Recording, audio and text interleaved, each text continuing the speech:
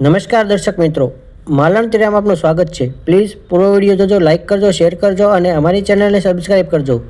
આજરોજ તારીખ 4 જાન્યુઆરી 2026ને રવિવારે સવારે 9 કલાકે નૂતન વિદ્યાપીઠ શાળા સંકુલ ખાતે વિદ્યાર્થી પ્રતિભા સન્માન સમારોહ યોજાયો. વિદ્યાભ્યાસ વર્ષ 2023-24 તથા 2024-25માં નૂતન વિદ્યાપીઠના વિદ્યાર્થીઓને તેમની મહેનત અને નૂતન વિદ્યાપીઠના અનુભવી શિક્ષકગણના માર્ગદર્શનથી સફળતા પ્રાપ્ત કરેલ વિદ્યાર્થીઓની ઝળહળતી સફળતાને બિરદાવવા અભિનંદન આપવા યોજાયેલ પ્રતિભા સન્માન સમારોહમાં સફળ વિદ્યાર્થીઓને પોતાની પાંખને નૂતન વિદ્યાપીઠમાંથી પોષણ મેળવી તબીબી ક્ષેત્રે તથા ઇજનેરી ક્ષેત્રે લાંબી ઉડાન ભરવા જઈ રહ્યા છે, ત્યારે તેમને હૂંફ આપવા અને કરતાલ ધ્વનિ દ્વારા તેમને પ્રોત્સાહિત કરવા માટે ખૂબ જ મોટી સંખ્યામાં મહુવાના નામાંકિત મહાનુભાવો, ડૉક્ટરશ્રીઓ, વેપારીઓ, વાલીગણ, શિક્ષકગણ, વિદ્યાર્થી તથા વિદ્યાર્થિનીઓ ખૂબ જ મોટી સંખ્યામાં ઉપસ્થિત રહ્યા હતા.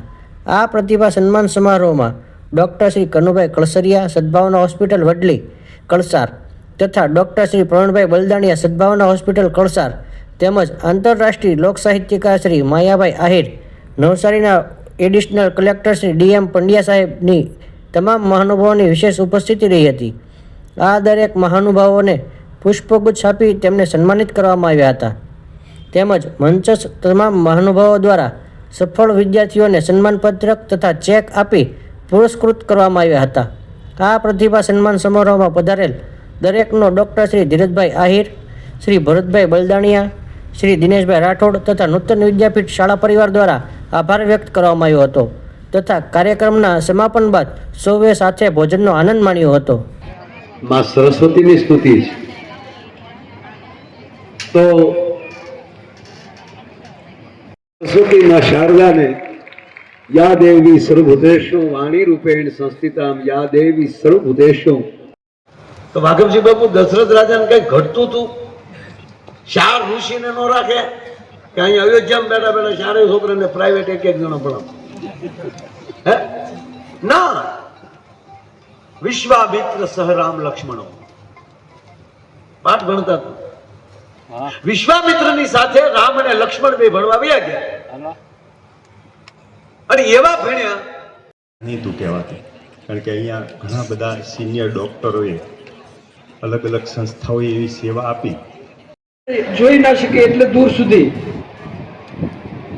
અને 75 મેડિકલ ક્ષેત્રમાં, IITમાં અને પોતપોતાના જુદા જુદા ક્ષેત્રમાં ખૂબ જ આગવી સિદ્ધિ મેળવી છે એવા સૌ, અને આનું સંચાલન જે કરી રહ્યા છે એના પ્રણેતા કહી શકીએ આપણે ડૉક્ટર ધીરુભાઈને, અને જે ચલાવી રહ્યા છે એવા ભરતભાઈ અને એનું સાથી મંડળ. એના માટે તાળીઓ પાડો કે આશીર્વાદ આપો કે જેટલું કરો એટલું ઓછું કહેવાય. બહુ મહાન કાર્ય થઈ રહ્યું છે.